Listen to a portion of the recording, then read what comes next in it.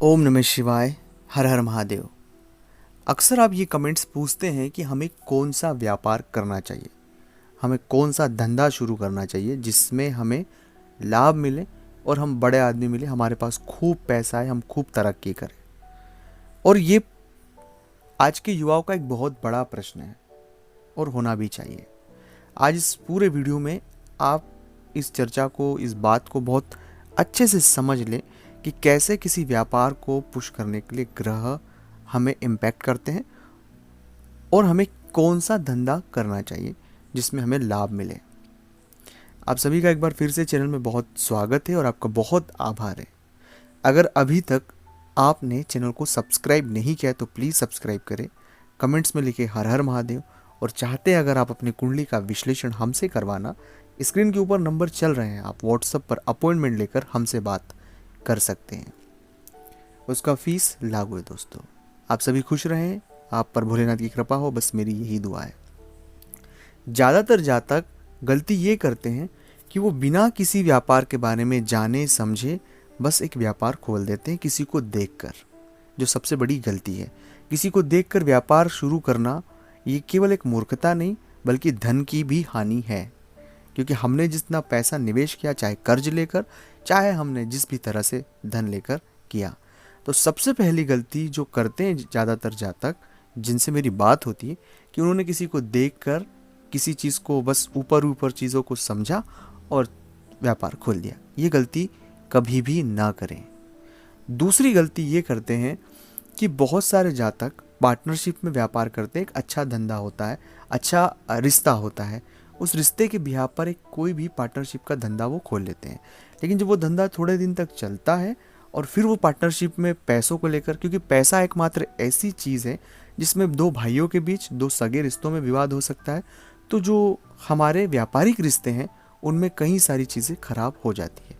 हर एक व्यक्ति के साथ ऐसा नहीं होता है, पर ज़्यादातर जातकों के साथ यही समस्या आती है कि पार्टनरशिप करी और बाद में दोनों के बीच तनाव क्रिएट हो गया और जो व्यापार था वो किसी एक के हक में गया और चीज़ें जो है शून्य पर पहुंच गई। तो ये गलती कभी ना करें। पार्टनरशिप करें तो लिखित तौर पर सब चीज़ें दस्तावेजित और जो भी शासकीय हो, जो भी कानूनी हो, वो सभी करें एक दूसरे के भले के लिए, ताकि बाद में कोई भी चीज़ इस तरह से न जाए। तीसरी बात कि जब कभी भी आप कोई व्यापार शुरू करें तो अपनी कुंडली का सेल्फ ऑब्जर्वेशन करें, मतलब आपकी स्वयं की कुंडली के आधार पर चीज़ों में जाएं। आप अपनी राशि के गत किसी भी व्यापार में न जाएं, क्योंकि कई बार ऐसा मेरा ऑब्जर्वेशन देखा है जातकों के साथ में कि उनकी कुंडली का जो बिजनेस मॉडल है कुछ अलग है। मतलब बिजनेस मॉडल से मतलब है कि उनकी कुंडली में कुछ अलग व्यापार करेंगे तो शायद उन्हें बहुत अच्छा फ़ायदा मिलेगा, लेकिन वो कैजुअली अगर किसी भी वीडियो को देखकर या किसी की समझकर कि मुझे ये व्यापार करना है और वो करते हैं, उनमें असफलता उन्हें मिलती है। ज़्यादातर जातकों के साथ ऐसा ही होता है। तो ये नहीं करें। जब कभी भी आपको व्यापार करना हो तो अपनी पर्सनल, जो अपनी जन्म तारीख, जन्म समय, जन्म स्थान है, उसके बाद आप किसी भी व्यापार की ओर आगे जाएं। ये तो आप न अफोर्ड कर पाए या आप नहीं ये कर पाए, इसके बाद की स्टेप को भी समझ लें। इसके बाद का स्टेप ये है कि अगर आप कोई व्यापार खोलना चाहते हैं या उन व्यापार में आप जाना चाहते हैं तो आपके पास सबसे पहले शांति होना चाहिए। शांति होने से मतलब है आपको उस व्यापार के बारे में बहुत डिटेल में आपकी स्वयं की रिसर्च होना चाहिए।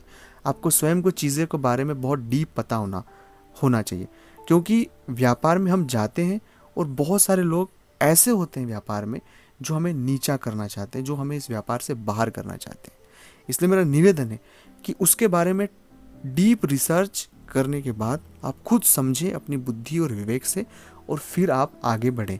एकदम से बड़ा स्टेप न लें, धीरे धीरे भी आप व्यापार को अपने आगे बढ़ाएंगे तो चीज़ें बहुत बेहतर होगी। धीरे धीरे एकदम से आप बड़ा करने की कोशिश में कई सारी चीज़ें नेगेटिव हो जाती है, जातकों के साथ संभलता नहीं है। तो ऐसा न करें।